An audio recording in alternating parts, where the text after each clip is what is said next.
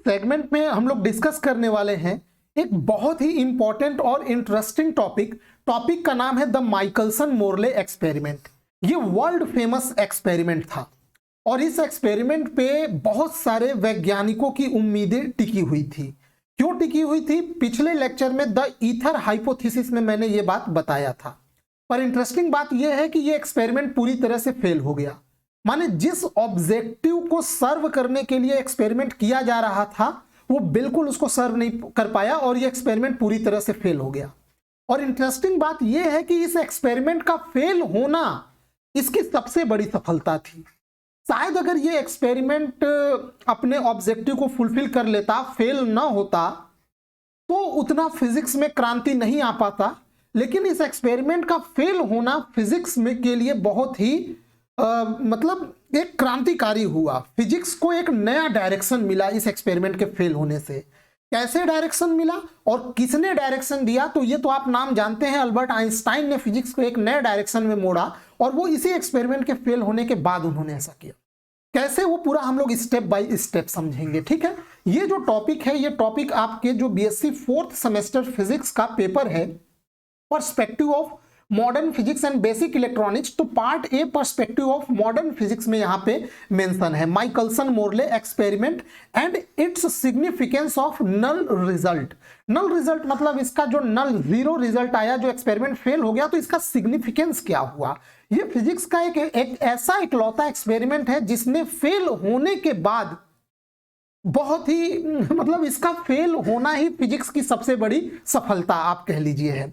कैसे, वो अभी आप इस लेक्चर में आज समझेंगे, तो बने रहिए इस वीडियो में। काफी ये कॉम्प्लेक्स एक्सपेरिमेंट है, फिर भी मैं आपको सिंपल वे में समझाना चाहूंगा, क्योंकि ऊपर ऊपर से तो सब लोग समझ जाता है, लेकिन इसका टेक्निकल पार्ट, कैसे ये एक्सपेरिमेंट फेल हुआ और कहां पे इसकी टेक्निकलिटीज है, इसको हम लोग एकदम डिटेल में समझेंगे। तो बिल्कुल भी स्किप मत करिएगा इस वीडियो को। पहले थोड़ा सा नोट्स वाला पार्ट देख लेते हैं कि ये एक्सपेरिमेंट क्यों किया गया था। क्या, तो देखिए, Michelson Morley experiment was design to determine the motion of earth relative to an absolute frame ether in which speed of light is c in all direction. तो पहले तो ध्यान दीजिए कि ये जो एक्सपेरिमेंट है, ये द ईथर हाइपोथेसिस जो दिया गया था, जिसमें बोला गया था कि जो ईथर है वो ईथर एक हमारा मीडियम है और यही हमारा एब्सोल्यूट फ्रेम ऑफ रेफरेंस है। मतलब इस पूरे ब्रह्मांड में ईथर हर जगह फैला हुआ है और जो ईथर है ये एब्सोल्यूट रेस्ट में है, ये हमारा एब्सोल्यूट फ्रेम ऑफ रेफरेंस है। बाकी जो ऑब्जेक्ट है, चाहे पृथ्वी हो गया, चाहे सन हो गया, चाहे ब्रह्मांड के कोई भी ऑब्जेक्ट हैं, वो इस ईथर के सापेक्ष में गति कर रहे हैं, लेकिन ईथर किसी के सापेक्ष में, मतलब ईथर अपने आप में एब्सोल्यूट रेस्ट में है और इसलिए ईथर हमारा एब्सोल्यूट फ्रेम ऑफ रेफरेंस भी है। ठीक है, तो इसी ये था ईथर हाइपोथेसिस। अब जब ईथर हाइपोथेसिस आया था तो साइंटिस्टों ने बोला कि भाई केवल बात से तो काम चलेगा नहीं, ईथर को खोज के दिखाओ। तो उसको कैसे खोजा जाए? उसको खोजने का एक ही तरीका था। अगर हम लोग किसी तरीके से किसी भी ऑब्जेक्ट का मोशन ईथर के सापेक्ष में हम लोग डिटेक्ट कर ले तो हम कह देंगे कि इस ब्रह्मांड में ईथर है। मतलब समझिए, ईथर क्या है, पूरे ब्रह्मांड में फैला हुआ है और एब्सोल्यूट रेस्ट में है। तो मान लेते हैं हम लोग पृथ्वी पर रहते हैं, तो पृथ्वी का कोई ना कोई ईथर के सापेक्ष में एक मोशन जरूर होना चाहिए। अगर उसी मोशन को हम लोग डिटेक्ट कर ले तो हम लोग बोलेंगे पृथ्वी ईथर के सापेक्ष में गति कर रही है, यानी ईथर है। तो सवाल उठता है कि ये जो पृथ्वी सूर्य के सापेक्ष में गति कर रही है वो कौन सा गति है? वो ईथर के सापेक्ष में नहीं है, वो सूर्य के सापेक्ष में जो पृथ्वी गति कर रही है वो है। हमें पृथ्वी का गति खोजना है ईथर के सापेक्ष में। ठीक है, ईथर के रिलेटिव में अर्थ के मोशन को डिटेक्ट करना है। कैसे डिटेक्ट करना है, क्या माइकलसन और मोरले ने इसको सोचा था, अभी मैं स्टेप बाय स्टेप समझाऊंगा। The purpose of this experiment was to measure the time difference from which velocity of Earth relative to the ether frame can be calculated to confirm the presence of ether। मतलब Michelson Morley experiment को इस प्रकार से design किया गया था कि इस प्रयोग से एब्सोल्यूट फ्रेम ईथर के सापेक्ष में अर्थ के गति को मापा जा सके। इस प्रयोग में उस समय अंतराल को मापने का प्रयास किया गया था जो ईथर के सापेक्ष अर्थ के गति के कारण आना चाहिए। एक बात यहां पे समझिएगा कि हम लोग पृथ्वी पे रहते हैं, अर्थ पे, और अर्थ खुद गति कर रही है। तो ऐसे में अर्थ पे रहते हुए ईथर के सापेक्ष में अर्थ के रिलेटिव मोशन को मापना ये कोई आसान काम नहीं था। तो इसके लिए माइकलसन एंड मोरले ने एक एक्सपेरिमेंट को डिजाइन किया, और एक्सपेरिमेंट को ये इस प्रकार से डिजाइन किया कि यहाँ पे ये आप एक डायग्राम देख रहे होंगे, इसमें इसको अच्छे से समझिएगा। यहाँ डायग्राम में यहीं पे मैं आपको पूरा चीज समझा दूंगा कि कैसे यहाँ पे मेजर करना है। यहाँ पे ये माइकलसन मोरले, यहाँ पे माइकलसन इंटरफेरोमीटर का प्रयोग किया गया है। माइकलसन इंटरफेरोमीटर आप सभी लोग पढ़े होंगे इससे पहले के क्लासेस में, ठीक है। अगर नहीं पढ़े हैं तो उसको एक बार जाके चैनल पे वीडियो है, रिवाइज कर लीजिएगा, माइकलसन इंटरफेरोमीटर कैसे वर्क करता है। ये बेसिकली इंटरफेरेंस पैटर्न इसमें देखा जाता है। तो इसी माइकलसन इंटरफेरोमीटर से ही माइकलसन एंड मोरले ने ये एक्सपेरिमेंट किया था मेजर करने के लिए ईथर के सापेक्ष अर्थ के मोशन को। अब चूंकि हम ये पूरा का पूरा एक्सपेरिमेंट पृथ्वी पे कर रहे हैं, तो ये पृथ्वी गति कर रही है v वेलोसिटी से।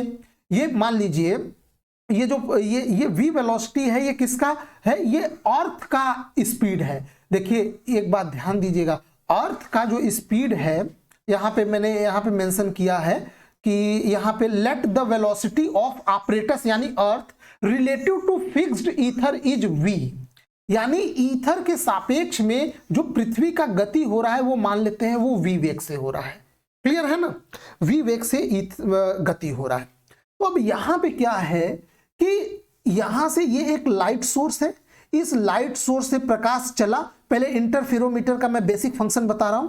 अब ये लाइट एक ग्लास प्लेट, ये एक ग्लास का एक प्लेट होता है, हाफ सिल्वर्ड होता है इसका ये वाला पार्ट। तो इसमें होता क्या है कि ये लाइट आया, थोड़ा सा ये बेंट होगा, फिर यहाँ पे ये दो भाग में टूट जाएगा, दो भाग में, क्योंकि हाफ सिल्वर्ड होता है तो इसका कुछ पार्ट जो है वो इससे यहां से ट्रांसपेरेंट इस डायरेक्शन में निकल जाएगा, और एक पार्ट यहां से इसका रिफ्लेक्ट होके इस डायरेक्शन में चला जाएगा। यहां रिफ्लेक्ट हालांकि यहीं से होगा, यहां से रिफ्लेक्ट होके इस डायरेक्शन में चला जाएगा, और दूसरा पार्ट यहां से ट्रांसमिट होके इस डायरेक्शन में आएगा, और यहां से जाके एक मिरर होता है M2, इस M2 से टकराएगा और टकरा के वापस यहां से रिफ्लेक्ट होके आएगा, और इस हाफ सिल्वर्ड वाले पार्ट से टकरा के वापस इस डायरेक्शन में आएगा। तो एक ही लाइट सोर्स से दो लाइट हो गए, क्योंकि आप लोग जानते हैं इंटरफेरेंस यानी व्यतिकरण के लिए हमें दो मोनोक्रोमेटिक एवं कोहेरेंट सोर्स चाहिए होता है। तो एक लाइट सोर्स का एक लाइट ये ऊपर गया, इस मिरर M1 से टकरा के वापस इस डायरेक्शन में आया, और इसको यहां से फिर ये ट्रांसमिट करके इस डायरेक्शन में आया। तो एक लाइट रे यहां से ये पाथ ट्रेवल करके इधर आया, ठीक है, थोड़ा ज्यादा हो गया इसमें। देखिए पहले लाइट रे का मैं पाथ ट्रेस कर रहा हूं, ये यहां पे आया, फिर यहां से दो भाग में स्प्लिट हुआ, एक भाग यहां से ये स्प्लिट होके ये 45 डिग्री पर रखा होता है, ये इस मिरर M1 से टकराया, फिर वापस आके इसमें से होता हुआ ये यहां टेलीस्कोप में आया। ये पहले लाइट के लिए। दूसरा जो कि ये हाफ सिल्वर्ड था, तो एक पार्ट यहां पे ट्रांसमिट हो गया और इस मिरर M2 से टकरा के वापस यहां से आया, फिर यहां से ये रिफ्लेक्ट होके यहां पे आया, और इन दोनों में इंटरफियरेंस होता है, और यहां पे आप लोगों को इस प्रकार से फ्रिंज बनता हुआ दिखाई देगा। ये इस प्रकार से इंटरफेरोमीटर काम करता है। अब यहां पे कुछ चीजों को ध्यान दीजिए, इसको इस प्रकार से डिजाइन किया जाता है कि यहां से लाइट रे जो इस डायरेक्शन में गई है, फिर यहां से टकरा के ये जो इतना पथ यहां पे ट्रेवल किया, और साथ ही साथ इस मिरर से टकरा के वापस जो ट्रेवल किया, इसका पाथ बराबर होना चाहिए। समझ में आया? यानी ये पूरा इस लाइट, पहले लाइट का पाथ और ये दूसरे लाइट का पाथ पूरा का पूरा बराबर होना चाहिए। इस प्रकार से इसको ये बनाया ही जाता है। तो अब इसमें ईथर का इफेक्ट कहां से आएगा? ईथर का इफेक्ट यहां से आएगा कि देखिए ये वाला जो लाइट जो इस डायरेक्शन में जा रहा है, क्योंकि ये पूरा का पूरा ऑपरेटस पृथ्वी पे रखा है और पृथ्वी भी v वेलोसिटी से इस डायरेक्शन में जा रही है, तो ये जो लाइट इस डायरेक्शन में जब ये जा रहा था, और चूंकि ऑपरेटस भी ईथर के सापेक्ष में v वेलोसिटी से जा रहा है, तो लाइट का स्पीड इस डायरेक्शन में कितना हो जाएगा? c minus v। और जब ये वापस इस मिरर से टकरा के लाइट इस डायरेक्शन में लौटेगा, तो चूंकि ऑपरेटर्स तो अभी भी इसी डायरेक्शन में जा रहा है, लेकिन ये लाइट इस डायरेक्शन में आ रहा है, तो ऑब्जर्वर के लिए इस वाले लाइट का स्पीड क्या हो जाएगा? c प्लस v हो जाएगा। यानी इस फैक्ट को याद रखिएगा जरूर से, क्योंकि बाद में जब ये एक्सपेरिमेंट फेल होगा तो फिर यहीं पे गलती निकल के आता है। तो ये लाइट क्या हुआ कि जो लाइट जा रहा है वो चूंकि ईथर के ही डायरेक्शन में जा रहा है फर्स्ट वाली लाइट, तो वो ईथर में ज्यादा समय तक रहेगा, ज्यादा समय तक बिताएगा, और ये वाला लाइट ईथर में कम समय। जबकि ये जो परपेंडिकुलर डायरेक्शन में गया लाइट, ये इसका चाहे लाइट जाने का हो चाहे आने का हो, दोनों में ईथर का प्रभाव सेम पड़ेगा। मतलब समझिए, यहां पे पहला वाला लाइट ईथर के गति के परपेंडिकुलर में गया और परपेंडिकुलर में आया, तो चाहे जाने का लाइट हो चाहे आने का लाइट हो, उसमें ईथर का प्रभाव दोनों में सेम होगा, तो कोई खास फर्क नहीं पड़ेगा। यानी दोनों लाइट ईथर में समान टाइम तक ट्रेवल किए। लेकिन इस वाले लाइट के केस में ये जो डायरेक्शन में लाइट जा रहा है वो ईथर में ज्यादा देर तक रहा, और ये जो लौटने वाला लाइट है वो कम देर तक रहा। इसका मतलब ये हुआ कि इस वाले लाइट के लिए यहां से जाना और मिरर M1 से टकरा कर आने में अगर T1 समय लगा, और इस वाले लाइट के लिए यहां पे मिरर M2 में जाना और वापस टकरा के आना यहां पे T2 समय लगा, तो T1 और T2 दोनों बराबर नहीं होंगे। जबकि ये बराबर होना चाहिए, क्योंकि ये माइकलसन इंटरफेरोमीटर इस प्रकार से डिजाइन किया जाता है कि ये वाली दूरी और इस वाले लाइट के लिए दूरी बराबर हो, यानी दोनों के लिए टकरा के वापस आने में यहाँ टेलीस्कोप तक आने में समान समय लगता है, कोई भी टाइम डिफरेंस नहीं होता है, जिससे यहाँ पे फ्रिंजेस जो बनती हैं वो फ्रिंजेस स्टेबल रहती हैं, स्थिर रहती हैं, उसमें कोई शिफ्ट नहीं मिलता। लेकिन अगर ईथर है, ध्यान दीजिएगा, अगर ईथर है तो यहां पे इस वाले लाइट के लिए और इस वाले लाइट के लिए भले ही ये सेम दूरी हो, दोनों के लिए टाइम अलग अलग लग जाना चाहिए, क्योंकि ये वाला लाइट जो इस डायरेक्शन में जा रहा है ये ईथर में ज्यादा समय तक रह रहा है। तो आप बोलेंगे फिर इससे प्रभाव, इससे फर्क क्या पड़ेगा? इससे फर्क ये पड़ेगा कि माइकलसन एंड मोर्ले ने सोचा कि देखो भाई, एक फ्रिंज हम लोग इसी ओरिएंटेशन में बना लेते हैं। मान लीजिए ये यहां पे मेरा फ्रिंज बन गया है, ये टेलीस्कोप में फ्रिंज बन गया। अब आप लोग एक टॉपिक याद रखिएगा कि जब यहाँ पे ये डबल स्लिट एक्सपेरिमेंट पढ़ाया जा रहा था, ये दोनों लाइट, ये इंटरफेरेंस आप लोगों को पढ़ाया गया है ना, और इससे पहले के सेमेस्टर में। तो अब यहाँ पे थोड़ा सा ध्यान दीजिए, वरना समझ नहीं पाएंगे, क्योंकि यहाँ पे लेटरल शिफ्ट ऑफ फ्रिंजेस का कॉन्सेप्ट यूज किया जाता है। ये डबल स्लिट में मान लीजिए ये लाइट रे एक यहाँ से चला और ये लाइट रे यहाँ से, ये मान लीजिए पर्दे पे आया, और ये पर्दे पे इस प्रकार से स्क्रीन पे आपको इस प्रकार से फ्रिंजेस बनी हुई मिलती थी।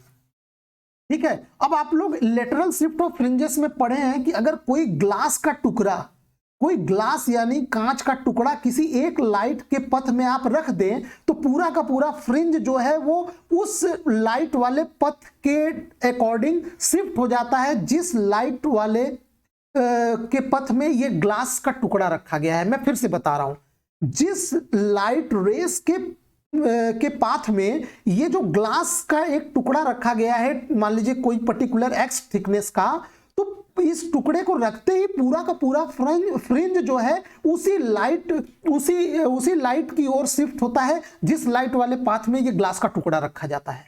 और अगर यही ग्लास का टुकड़ा इस वाले में रखा जाएगा तो ये जो लाइट, ये जो फ्रिंजेस हैं, ये फ्रिंजेस जो है वो इस डायरेक्शन में शिफ्ट होती हैं। यही कॉन्सेप्ट यहां पे भी यूज किया जाता है। मान लीजिए पहले केस में ये फ्रिंज बनाया है, ठीक है। अब माइकलसन एंड मोर्ले ने ये सोचा कि चलो ये फ्रिंज बन गया पहले केस में, जिस केस में ये आपको ऑपरेटर्स दिख रहा है। अब ये लोग क्या किए माइकलसन एंड मोर्ले ने, अब ध्यान दीजिएगा, ये केस जो बना है, मान लीजिए ये दो लाइट रे है, पहला लाइट रे ये वाले डायरेक्शन का, दूसरा इस वाले डायरेक्शन का। तो इसमें से एक लाइट रे ये मान लीजिए ये पहला वाला है और ये दूसरा वाला है। मैं तुलना करने के लिए ये वाले लाइट रे को पहला मान लेता हूं, इस डायरेक्शन का दूसरा मान लेता हूं। अब ईथर चूंकि दूसरे वाले में आ रहा था, तो मान लीजिए ये दूसरे वाले में एक ग्लास प्लेट है, इस ग्लास प्लेट को आप ईथर मान लीजिए, क्योंकि लाइट ईथर में ये जाने वाले डायरेक्शन में ज्यादा देर तक रहा, क्योंकि सेम डायरेक्शन में दोनों की स्पीड आ रही थी c और v, तो नेट स्पीड क्या मिलेगा c माइनस v। तो वेलोसिटी, लाइट की इफेक्टिव वेलोसिटी कम हो गई, तो वो ईथर में ज्यादा देर तक ट्रेवल करेगा। स्लो हो गया ना लाइट, इस डायरेक्शन में जाते वक्त लाइट स्लो हो गया, तो वो ईथर अगर यहां पे है तो वो ईथर में ज्यादा देर तक वो ट्रेवल किया। यानी इस वाले लाइट के पाथ में ये कांच का टुकड़ा है, ग्लास प्लेट है, तो लाइट इस ग्लास प्लेट में स्लो हो जाएगा, मतलब इसमें वो ज्यादा समय तक ट्रेवल किया इस वाले पाथ में। अब माइकलसन एंड मोर्ले ने सोचा कि चलो ये पहला वाला पैटर्न बन गया, कोई बात नहीं, बहुत अच्छा। अब हम लोग क्या करेंगे, इस पूरे ऑपरेटर्स को इस प्रकार से बनाया जाता है कि इसको आप 90 डिग्री पे घुमा सकते हैं। यानी आप 90 डिग्री पे इसको घुमा दीजिए, यानी मिरर M2 को भेज दीजिए M1 के जगह, और M1 वाला जो मिरर है वो आ जाएगा M2 के जगह। तो इससे होगा क्या, लाइट रे स्विच कर गए, मतलब इफेक्टिवली हुआ क्या कि अब ये जो पहला वाला लाइट था वो ईथर के डायरेक्शन के अलोंग आ जाएगा, और ये जो दूसरा वाला लाइट था वो ईथर के परपेंडिकुलर वाले डायरेक्शन के अलोंग चला जाएगा। तो इससे हुआ क्या, टेक्निकली ये हुआ कि ये ग्लास प्लेट उठा के मैंने फर्स्ट वाले लाइट रेज में रख दिया, फर्स्ट वाले लाइट के रास्ते में रख दिया। तो पूरा का पूरा फ्रिंज जो पहले इस डायरेक्शन में बना था वो किधर शिफ्ट हो जाएगा, फर्स्ट वाले। यानी पहले डायरेक्शन में ये जो पूरा का पूरा फ्रिंज बना था ये थोड़ा बहुत इधर या उधर कहीं ना कहीं शिफ्ट होगा, जरूर शिफ्ट होगा।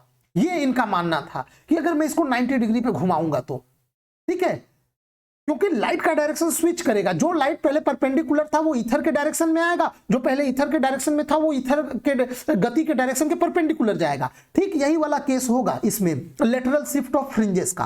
तो इसका मतलब एक केस में हम लोग बना लेते हैं फ्रिंज, फिर दूसरे केस में जैसे ही हम लोग माइकलसन इंटरफेरोमीटर को 90 डिग्री पे घुमाएंगे वैसे ही हमें ये जो फ्रिंज बने हैं इस फ्रिंज में किसी न किसी प्रकार का शिफ्ट मिलना ही चाहिए। अगर इस फ्रिंज में किसी भी प्रकार का शिफ्ट मिल गया तो इसका मतलब ईथर है, ईथर इस पूरे स्पेस में कहीं ना कहीं है, ईथर को हम लोग पकड़ लेंगे। समझ में आया, यानी बेसिकली वो लोग इस फ्रिंज में शिफ्ट खोजना चाहते हैं, यानी फ्रिंज किधर न किधर विस्थापित जरूर होना चाहिए, पूरा का पूरा फ्रिंज पैटर्न एक शिफ्ट मिलना चाहिए। तो उन्होंने इस पूरे थ्योरी को डेवलप करके उन्होंने मैथमेटिकली कैलकुलेट किया कि फ्रिंज में शिफ्ट कितना मिलना चाहिए। तो अभी हम लोग थ्योरी करेंगे। उन्होंने पूरा कैलकुलेशन बिठा के उन्होंने बोला कि 0.4 के फ्रिंज के अकॉर्डिंग शिफ्ट मिलना चाहिए, 0.4 के फ्रैक्शन के अकॉर्डिंग का शिफ्ट मिलना चाहिए। लेकिन उन्होंने ये एक्सपेरिमेंट बहुत बार परफॉर्म किया, इवन 6-6 महीने के अंतराल पे परफॉर्म किया।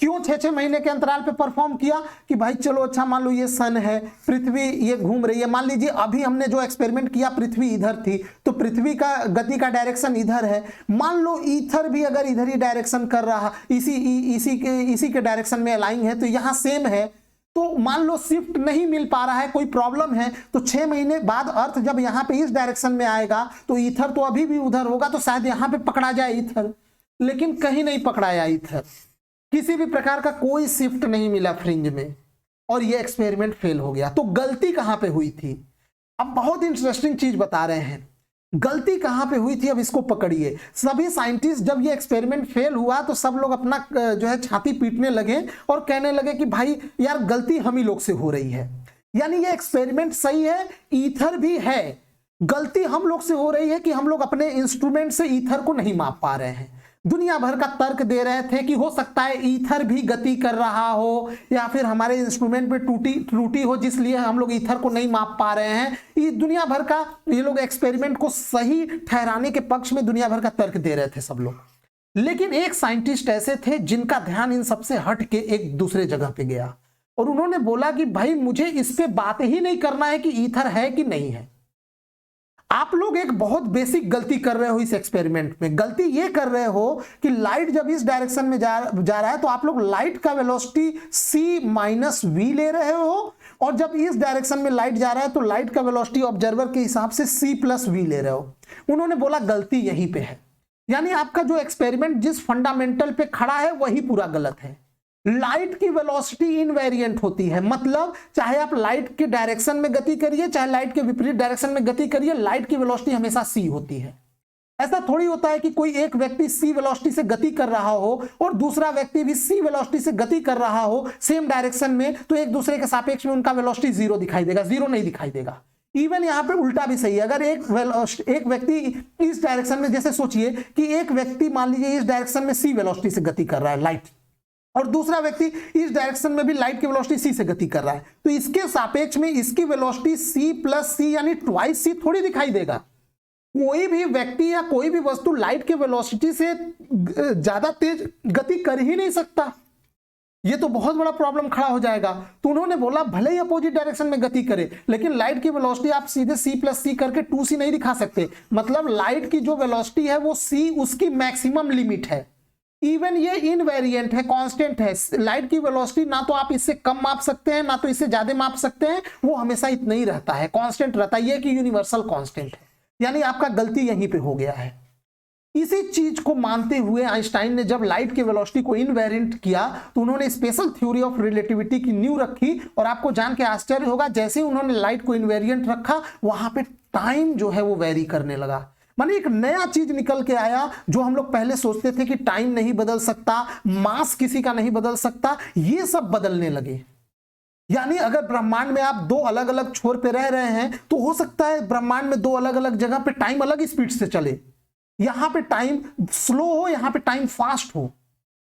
यानी कहीं ना कहीं ये सब वेरी करने लगे, और ये वाकई में होता है, रियल में ये सब चीजें प्रूफ हो चुकी हैं। यही सब हम लोग धीरे धीरे पढ़ेंगे आगे के लेक्चर्स में। फिलहाल अब हम लोग इसका थ्योरी कर लेते हैं, ठीक है, वीडियो काफी लंबा ना हो जाए। तो पूरा जो अभी मैंने समझाया है, आई होप आप लोग याद रखे होंगे। अब आपको पूरा थ्योरी अच्छे समझ में आ जाएगा। यहाँ पे देख लीजिए नोट्स मेकिंग की प्रक्रिया। A beam of light from A monochromatic source S falls on the half silvered glass plate placed at an angle 45। अच्छा, एक चीज आपको बताना यहाँ पे मैंने बीच में भूल गए थे, ये छोटा सा इफेक्ट है। देखिए, जब ये आप लाइट यहां से इस डायरेक्शन में चलना शुरू किया तो मान लीजिए लाइट को यहां से यहां पहुंचने में चूंकि पूरा ऑपरेटस v वेलोसिटी से इधर गति कर रहा है, तो जो ये मिरर m1 है वो मिरर m1 जो पॉइंट b पे है वो b पे ना होकर थोड़ा खिसक के b डैश पे आ जाएगा। यानी जो लाइट इस डायरेक्शन में दिख रहा है वो इस पाथ से जाएगा, और तब तक ये जो ग्लास प्लेट है, ये पूरा सोर्स, ये भी इस डायरेक्शन में बढ़ गया होगा क्योंकि पूरा ऑपरेटस इधर शिफ्ट कर रहा है। तो अब जब ये लाइट वापस लौटेगा तो ये सीधे परपेंडिकुलर ना लौट के इस डायरेक्शन में लौटेगा। यानी ये ग्लास प्लेट तब तक यहां पहुंच गया होगा और ये मिरर M2 ये यहां पहुंच गया होगा, और फाइनली ये टेलीस्कोप यहां पे आ गया होगा। तो यहां पे आपको ये फ्रिंज दिखाई देगा। तो इससे कुछ खास फर्क नहीं पड़ेगा, ये इसलिए मानना पड़ रहा है क्योंकि अब जो आप थ्योरी इसका पढ़ेंगे तो उस थ्योरी में इसका ज्योमेट्रिकल पूरा कैलकुलेशन करने के लिए ये डॉटेड वाला बनाया गया है। ये डॉटेड वाला तब के लिए है जितने समय में लाइट यहां से यहां तक जाएगा उतने समय में ऑपरेटस भी तो इस डायरेक्शन में भागेगा। तो लाइट का एक्चुअल पाथ ऐसा दिखाई देगा, और ये वाला जो यहां तक चला है वो एक्चुअल में यहां तक जाके यहां से लौटेगा, फिर यहीं पे आके ये मुड़ जाएगा क्योंकि तब तक ये पूरा का पूरा उठ के यहां चला गया होगा। ठीक है, इसका थ्योरी में कोई खास महत्व नहीं है, लेकिन कैलकुलेशन में इसका महत्व है। The incident beam is split into two parts, अभी अभी मैंने बताया, by P after these two light beam reflected by mirror M1 and M2। Finally the two light reflected light beam interfere and interference fringes are viewed with the help of telescope T।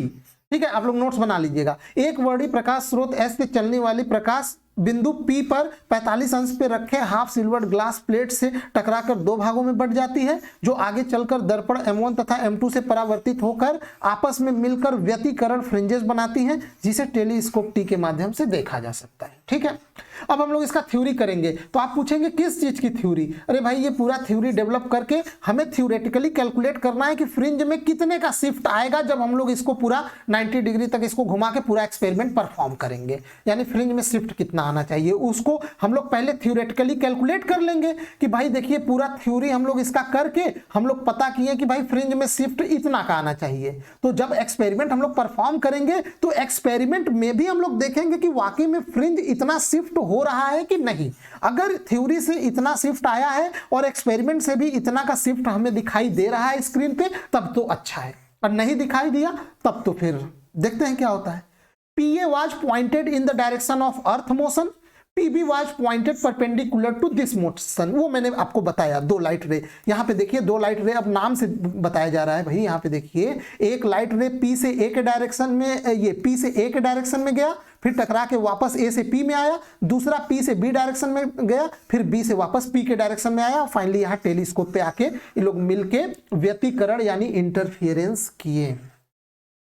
फिर उसके बाद let the velocity of apparatus relative to fixed ether is v, वो मैंने शुरू में आपको बता दिया है, और उसका डायरेक्शन PA माना है।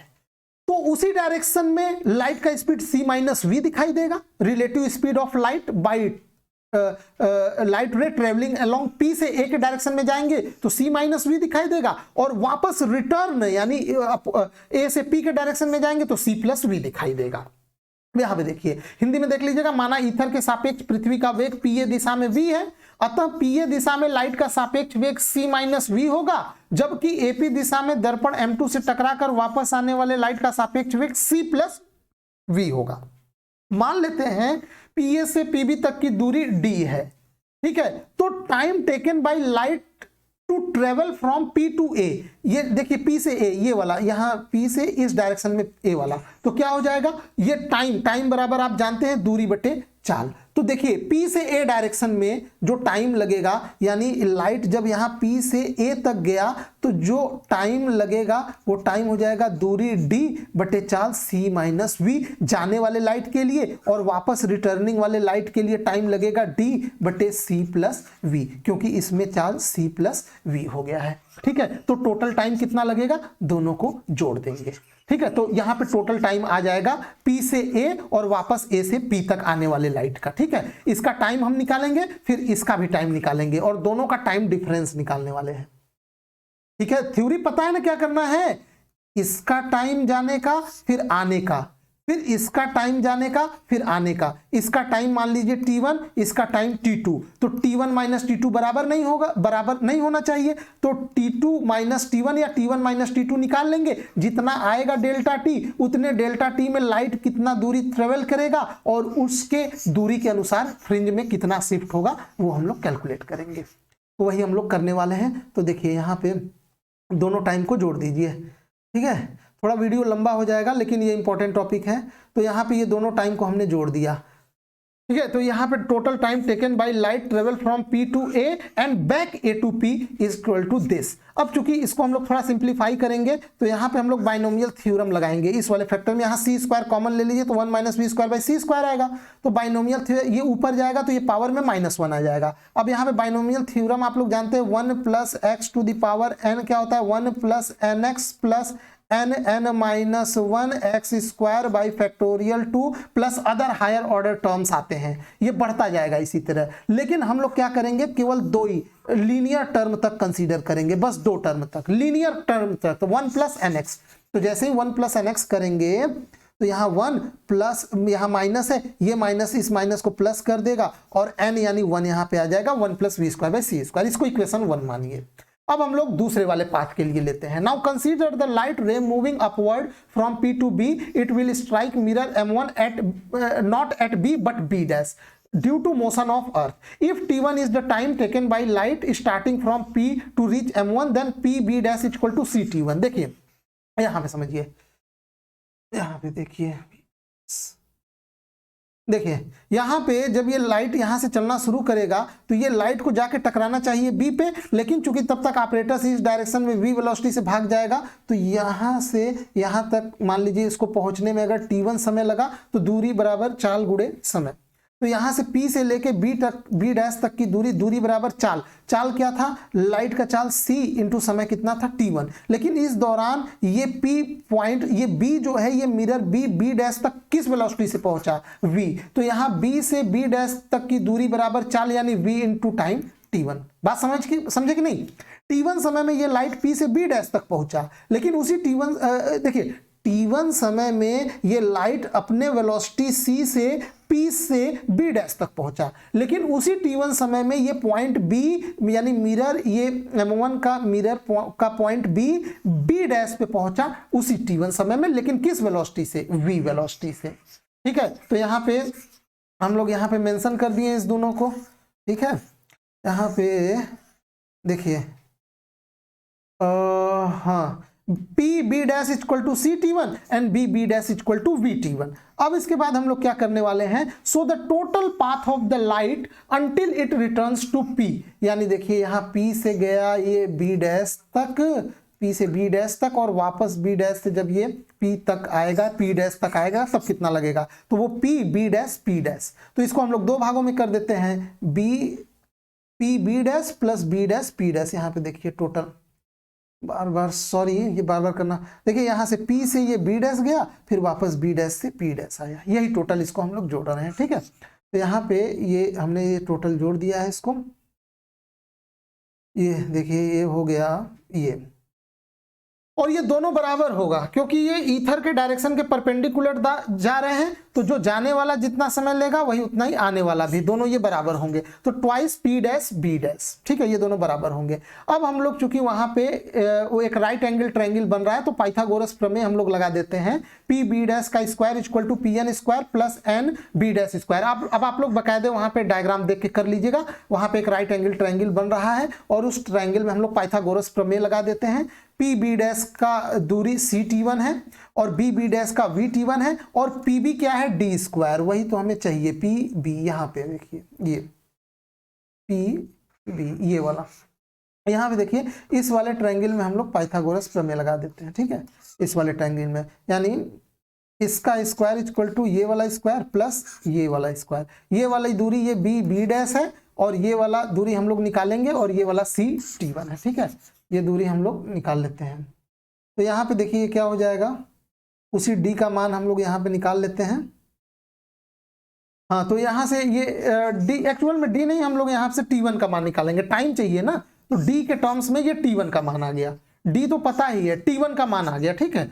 अब चूंकि ये तो केवल एक वाले पाथ के लिए हुआ, टी वन हम लोग केवल पी से बी डैश तक की दूरी माने थे, लेकिन वो वापस बी डैश से यहाँ पी डैश पे भी तो आया है, तो ये दोनों, ये टाइम क्या हो जाएगा, टोटल जाने का और वापस आने का दुगना हो जाएगा, तो T dash equal to twice T one हो गया, ठीक है। इसमें भी हम लोग वही काम करेंगे, ये अंडर रूट में है, ये ऊपर जाएगा, बाइनोमियल थ्योरम लगाएंगे, तो ये प्लस एन एक्स, एन बराबर यहाँ पे -1/2 है, तो ये इसको +1/2 यहाँ पे नीचे आ जाएगा बाइनोमियल थ्योरम से, ठीक है, केवल एक टर्म का बताए हैं फॉर्मूला, आप लोग ऊपर देख लीजिएगा।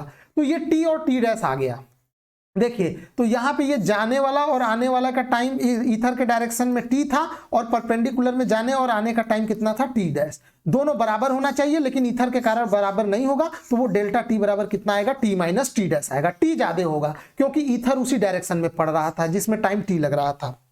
तो यहाँ पे टी और टी डैश का वैल्यू रख दीजिए और इसको हम लोग सॉल्व करते हैं, तो टाइम डिफरेंस कितना आ गया, डेल्टा टी, ये सॉल्व कर लीजिएगा, सिंपल मैथमेटिक्स है, इसमें कोई दिमाग नहीं लगाया गया है, सिंपल इसको सॉल्व कर लीजिएगा यहाँ कॉमन वगैरह लेके, और यहाँ से डेल्टा टी यानी टाइम डिफरेंस दोनों लाइट रे में कितना आया, D v square by c to the power 3। So the distance travel by light in time delta T equal to कितना आ गया, सी इंटू डेल्टा टी आ गया। यहाँ पे माने उतने समय में लाइट कितना डिस्टेंस ट्रेवल करेगा, वो इतना डिस्टेंस ट्रेवल करेगा, यानी ये टाइम डिफरेंस है, इतने टाइम डिफरेंस में दोनों लाइट में कितना पाथ डिफरेंस क्रिएट हुआ, इतने का पाथ डिफरेंस क्रिएट हो गया, समझ में आया, ये पाथ डिफरेंस है बेसिकली दोनों के बीच में। This is the path difference between two part of incident beam. तो भाई पाथ डिफरेंस आ गया, तो यहाँ पे देखिए अब उन्होंने क्या किया था, उन्होंने ऑपरेटर्स को 90 डिग्री पे घुमा दिया था, तो 90 डिग्री पे घुमा देने पे, अब चूंकि आपको बताए थे उस समझाते हुए कि एक लाइट रे के पाथ में ये ग्लास प्लेट है, अब आप लोग इसको हटा के इसके पाथ में रखेंगे, तो इसके कारण यहाँ पे जो पाथ डिफरेंस क्रिएट हो रहा है वो तो ठीक है, जैसे आपने इस पे रखा तो एक एडिशनल और पाथ डिफरेंस क्रिएट हो गया, तो टोटल पाथ डिफरेंस कितने का हो जाएगा, डबल हो जाएगा, 90 डिग्री घुमाने पे डबल हो जाएगा। अब इसके बाद यहां पे since for a path difference equal to lambda, अगर पाथ डिफरेंस लैम्डा के बराबर क्रिएट हो जाए, एक पूरे वेवलेंथ के बराबर क्रिएट हो जाए, तो टोटल कितना फ्रिंज शिफ्ट हो जाएगा, 1।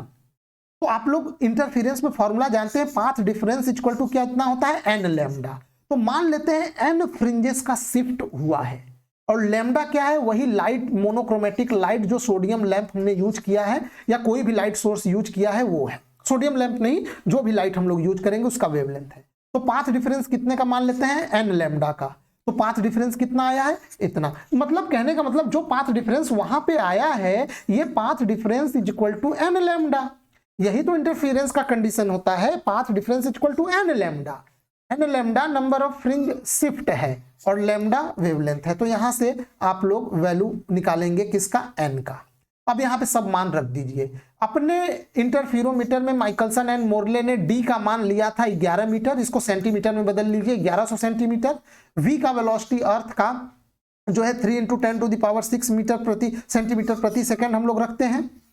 यहाँ पे सी v इतना लेते हैं और c का मान है 3 × 10⁻10 सेंटीमीटर पर सेकेंड में लाइट का स्पीड, और 6000 एंगस्ट्रॉम का येलो लाइट के लिए ये वेवलेंथ है। तो n का मान कितना आया 0.37, यानी एक फ्रिंज का 0.4 फ्रैक्शन शिफ्ट होना चाहिए। n बराबर 1 आता तो मतलब एक पूरा का पूरा फ्रिंज के बराबर का विड्थ शिफ्ट हो गया, बट यहाँ पे 0.4 आ रहा है, यानी एक फ्रिंज का जितना विड्थ होगा उसका 0.4 फ्रैक्शन शिफ्ट होना चाहिए फ्रिंज में, ठीक है। So Michelson and Morley expected a fringe shift of 0.4 in their operators.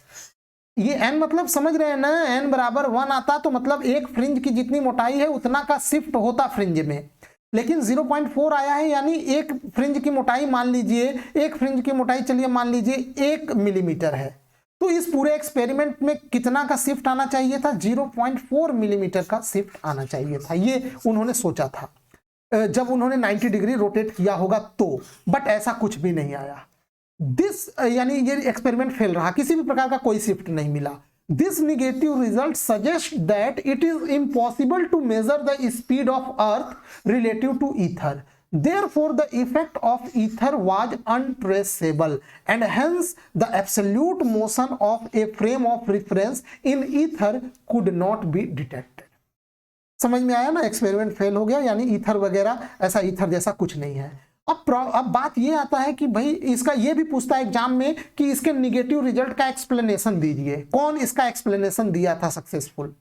तो पहले तो वो ज्यादातर साइंटिस्ट गलत एक्सप्लेनेशन दे रहे थे, वो बोल रहे थे गलती हमारे तरफ से हो रहा है, ऑपरेटर्स में कोई कमी होगा, या ईथर की कुछ प्रॉपर्टी को हम लोग डिस्कस नहीं कर पा रहे हैं, हो सकता है ईथर की कुछ और प्रॉपर्टीज हो, या फिर अदर भी उसमें मोशन एसोसिएटेड हो, इस प्रकार का तर्क दिया जा रहा था। लेकिन आइंस्टाइन ने बोला वो सब बकवास है, और आइंस्टाइन ने सक्सेसफुली इसके नेगेटिव रिजल्ट को एक्सप्लेन किया। आइंस्टाइन ने क्या बोला, the explanation for the negative result of Michelson-Morley experiment was given by Albert Einstein.